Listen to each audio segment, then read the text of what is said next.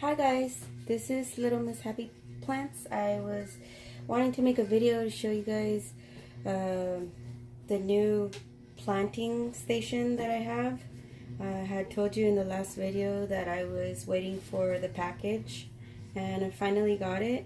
Actually I got it last Wednesday. It's a heat mat with a planting house and it has a dome on top of it. The brand that I got it from was Jumpstart. I got it online. I just googled any heat mat planting station that I could find, and this is one of the ones that came up. It's a hot house was what it's called, and so this is the box in case you wanted to look for it. And this is the heating mat. It's about the same size as the planter that I had last time. It has a cord just connected to the outlet, just a regular outlet. And then, so what it does is, like I said last time, it just heats it up 10 to 20 degrees higher than its surrounding atmosphere. So if it's, I don't know, 50 degrees, then it's going to be 60 to 70 degrees higher inside the planter. And this is the planter right here. As you can tell, on the sides of it, it has like these little, oops, mess it up. So on the sides of it, it has like these little opening windows that you can kind of turn and let air out. And let air, if it happens to get too moist. It gets really moist, as you can tell, inside. It holds in the heat pretty well. And it has one on top too that you can let air out if you want it to dry out a little bit. But you do want them to stay moist and warm. So what I did is I had put in the spinach that never sprouted, and it looks like they just weren't going to sprout regardless. I've had them in here since Wednesday, and it usually takes about a few days to start seeing results, seeing something pop up. Here, I think I planted my shallots here. Yeah, I planted my shallots here. And here I planted another green pea snaps, like 4 of them. Actually, I planted 5 of them. And you could already tell on 2 of these that they're starting to sprout already. And this was just 3 days. And then on my bok choy, I planted, all this is bok choy, and it's already starting to show green in it. Let me see. I think you could see that little tiny green one. And then there's another one right here. It's starting to sprout. That was within a matter of 2 to 3 days. All of them are starting to sprout actually. You just can't see all of it. And here's my other bok choy. And so anyways, that's what I wanted to show you. And I wanted to show you, I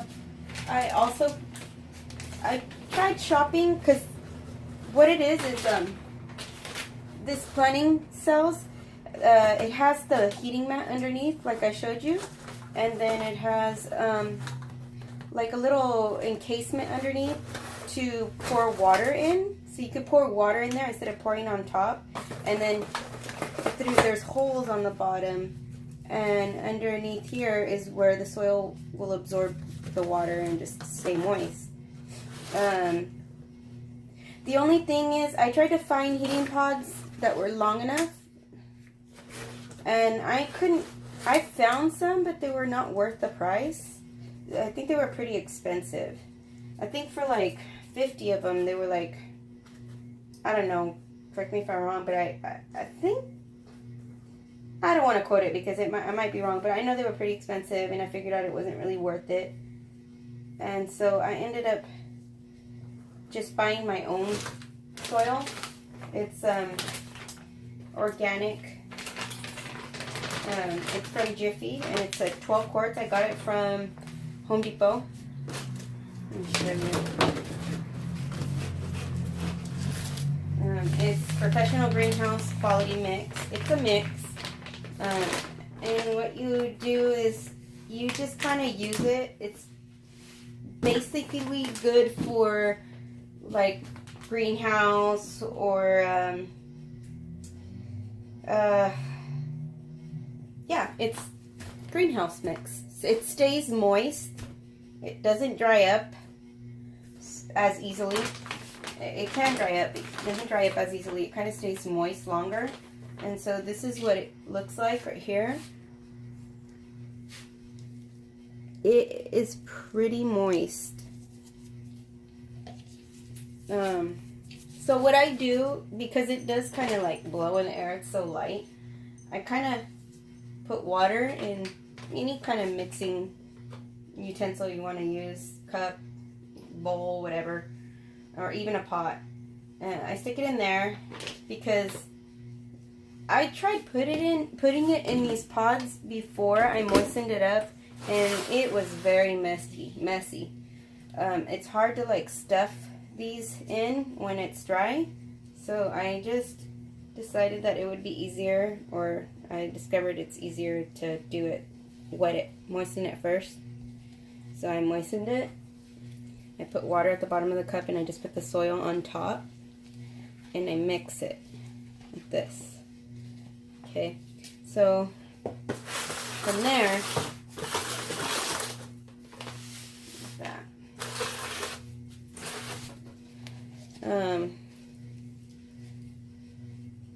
I put it inside the cell. See, when I did it dry, it was going everywhere, and it was very hard to control. It's just better when it's moist. You could put it in, you could pack it easier. There's that. And then put it in here. I'm going to show you how I'm going to do another few more spinach ones. I'm not going to use these. Just use those for something else, because I want to show you how to do these.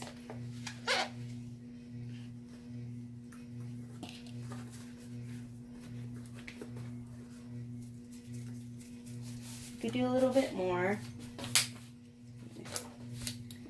Get my trusty old water bottle out. Oops, maybe I put too much. But use it to water the rest of this. Anyways, that's good enough right there. I'm going to need all this. And add some more. Just kind of let it absorb the water. You'll know if it's too wet, then just add some more. Yeah, perfect. You just want it to be moist, not soaked. Moist enough. So that's good right there. That's kind of a little bit too soaked. Let's add some more. And just, you could do this outside or inside. It doesn't matter. But as long as you wet it, it just makes it a lot easier to mold and handle. So then you fill up these cells all the way. All the way. Tight. I put a little bit of pressure on them on top because I want them, when I pull out the plant after it's already ready to plant, I don't want it to fall apart. So there we go. I think that's good enough right there. So I'm not giving you a very good view here.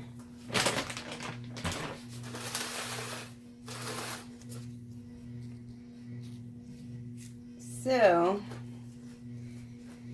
now that I got it packed, what I'm going to do, I want you to see. exactly what I'm going to be doing. So, let me show you.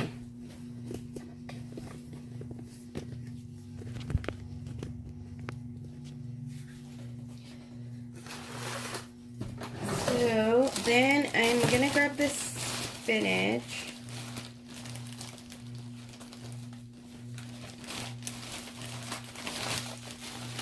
Let me grab my spinach real quick. No spinach seeds. These aren't any special spinach seeds. They're just heirloom spinach. That's what the seeds look like. They look like little spiny little seeds. So I'm going to put about 4 at a time. And what I like to use is a skewer stick. I like to make a little hole here. In the little hole, I put in about 4 seeds. And I cover it up. Then I put another hole. And you just keep doing that until you get them all done. And in about 3 to 4 days, you'll start to notice them sprout. Like I said last time, once you start seeing, and once you start seeing them sprout up, you wait for the true leaf to come out, and that's when you know, okay, that it's time to plant.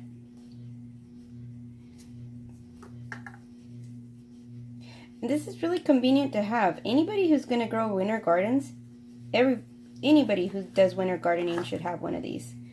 Because if you all know, it's the only way to sprout in the winter. They won't sprout outside because the soil gets too cold. Once the soil gets cold enough, it will not sprout. You can plant them and they just get rot. And they won't sprout. You lose seeds is all you do. So, okay, there we go. Planted. And so, you just put it on, you don't really have to do much. You just kind of plant it. And I'll put it backwards. And you just let it do its thing. I mean, I'm looking at this clearly now that the dome is off, and I have a lot of them that are starting to sprout. It's amazing how this works, and this is just in a matter of a couple days. Even in the summertime, you could use this. And you still have seeds that sprout faster because in the summertime, it sprouted faster, but it sprouts even faster with this because it holds in the moisture and it keeps the cells moist. So I wanted to show you something else. And do you remember last time I made the video and I showed you my composting bins? I wanted to show you, well, I do vermicomposting. Vermicomposting is, there's people who compost and they only use like scraps and leaves and they just like kind of let nature take its course. They let it do its own thing. And then there's people who use vermicomposting, which they use worms. And the reason why I wear gloves is because you can burn their skin. There's the acidity in your hand irritates them. So see how he's not jumping around? If I were to put it in my hands without gloves, yeah, he would be jumping around ecstatically and trying to get out of my hands. But so when I repot things for spring or winter or fall, here's more. I take a few worms out because they reproduce in your soil. And you'll notice too, you'll see like a lot of eggs, little yellow eggs. Those are the worms. And that's these right here. These worms here. Whoops. Sorry, apologize. Let me do this again. I'm going to show you. So, there's these worms here. And these worms. When I repot, at the very bottom, because I will turn the pot over. Let's see, I'm trying to escape. They're pretty quick. And actually, I think these are night crawlers. They're a different color. They're slightly darker. They're like a brownish, grayish color. And then red worms, they're just, I mean, you could tell they're red. You see? This one is not. They're a little bit more rowdier. They're very rowdy, actually. You'll notice it like fights back. But the red ones, they're a little bit more just relaxed and shorter. And night crawlers seem to be bigger and longer. Oops. So when I start to repot my plants, I turn them over face down and I take the pot off, and you will find a bunch of these worms that have reproduced.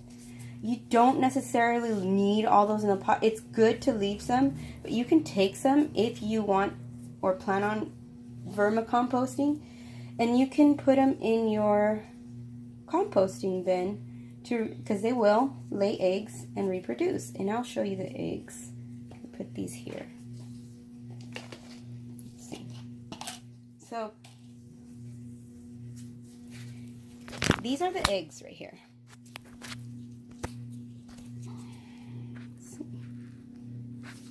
These are the eggs.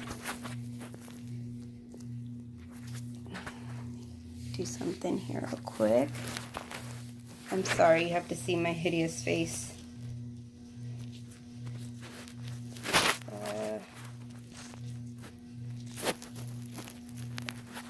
Okay, so these are the eggs right here. These little yellow shaped dots or balls. They're eggs. And they're all over your soil, and you'll notice more at the bottom that they're there. I don't know how many in particular, but you see a lot. I've seen one of these hatch online, and they have so many of them in there. So that's how you end up with all these worms here.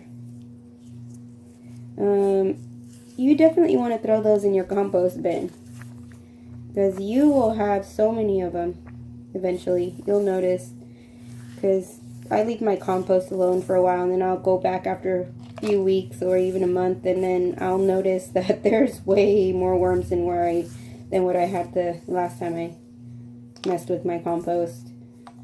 So there's that. I just wanted to show you guys. I thought that was pretty, I mean, I'm sure you guys will find that pretty interesting. I always used to see those little yellow eggs, and I didn't think they were eggs. I didn't know what they were. I just thought they were part of soil, maybe some sort of seed. I didn't realize that they were worm eggs until I started doing composting and researching and realizing that those were eggs. Those are eggs. And so, man, once I invested in vermicomposting and I bought all my worms and I put them in my compost bin, I've never had to buy anymore. I started in each bin, I put maybe 60 worms, possibly more. And then from there, I've never had to buy anymore because they reproduce a lot. They reproduce a lot. As long as you keep your bin worm,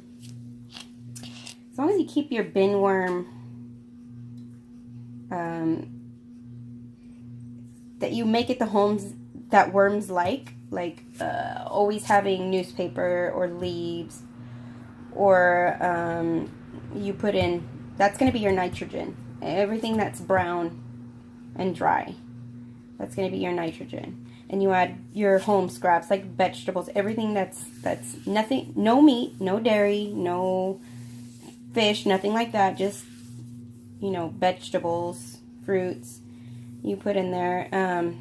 all that will create your compost, and the worms will do the rest. I throw everything in there, and I can show you what I put in there.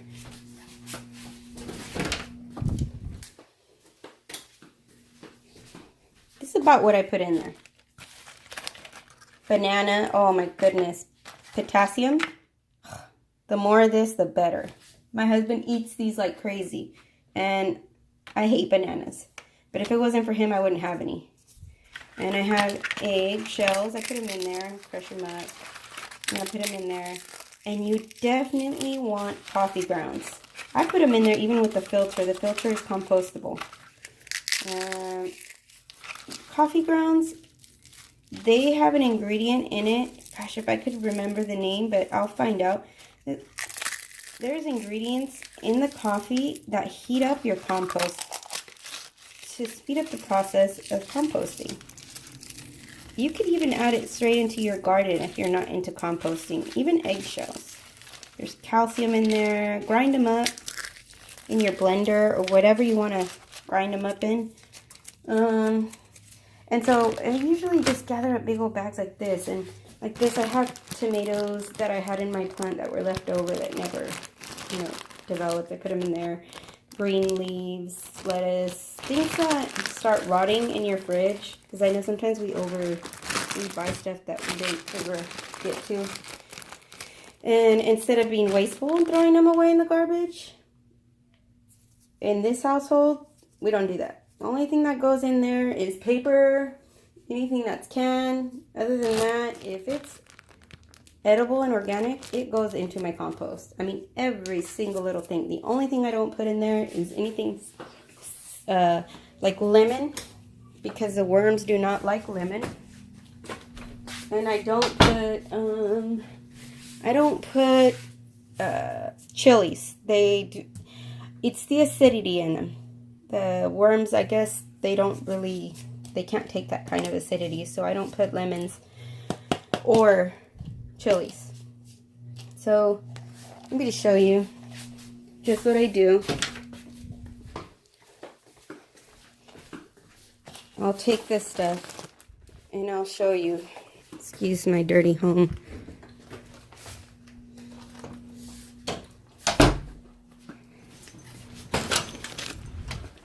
I'm already starting to plant my Butter Crunch lettuce. Let me show you.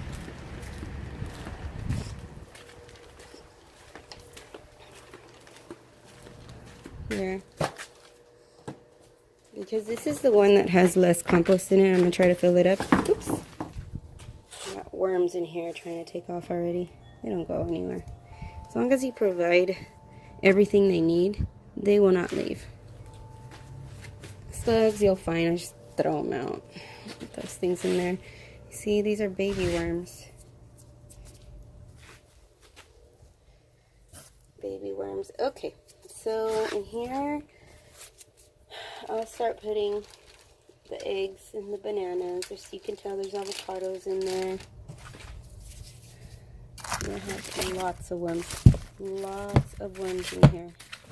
So many worms in here. And that's because I probably need to slow down throwing,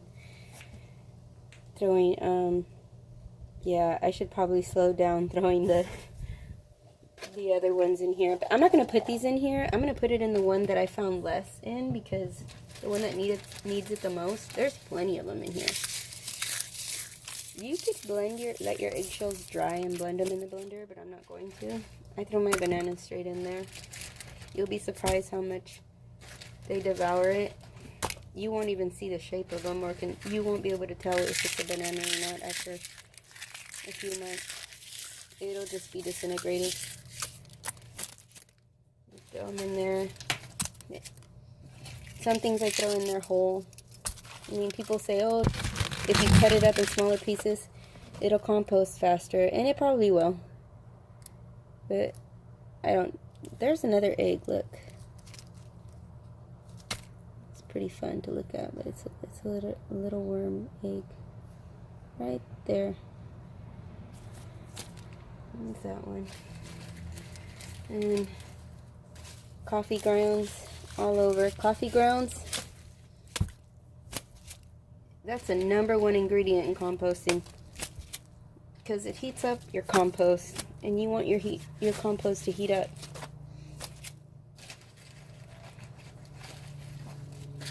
Even with I put them in with the filter. Is that? One of these days, I'm going to show you how to build a composting bin. So there's a certain way you have to do it. Even though it looks like not much was done to it, but there has been stuff done to it. Look at this banana, it was already rotting. Look at that. Sometimes I'll find pieces of cabbage that I have thrown in here that'll, because the composting is so good, and it starts to sprout again, starts sprouting little tiny leaves. I wish I could find one in here, but it'll start sprouting little tiny sprouts of cabbage that you could plant. I actually took one time and I planted it. I don't think I have any in here. I can't really find any. Jeez, there's a lot of worms in here this time. You know what it is about this bin? It does grow. It does end up with a lot of worms. There's a lot of baby worms in here. Wow. Must be the season or something. Nothing special you really have to do. They kind of do their own thing and reproduce. So, let me close this. There's another worm right here trying to escape. Throw that in there. Like I said last time, you want to rotate it. You know, one time here, food, and then your cardboard here, and then maybe a week, 2 weeks to 3 weeks later, you want cardboard here, and just rotate it to keep them moving and keep them composting everything evenly.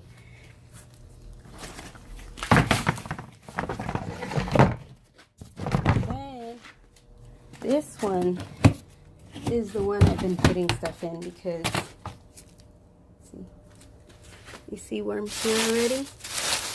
There's one right there. There's another one. Sometimes you get spiders here and there, spider eggs. I just throw them out. I think every little bug does its part, so I don't really get scared of that. But there's a lot of worms here. First, you'll get more bugs because you've got leaves and whatnot. You don't know certain things, and that's how they lay their eggs. Some of them lay their eggs on leaves, so you'll find all kinds of crazy critters that you don't intend to have in there. It doesn't really bother the whole system. It doesn't really do anything to it. It still does what it needs to. And there's a little egg right there on that leaf. See? That's going to do its part in a few weeks. And I just throw everything on this. And I leave it alone. You'll be surprised that little bit how big it's going to become in a few months. You close it. So, thank you for watching my video. Like and subscribe. And I will be making another video pretty soon on, like I said, I want to show you guys how to make a composting bin. So those of you who are interested in vermicomposting, alright, have a good day. Bye.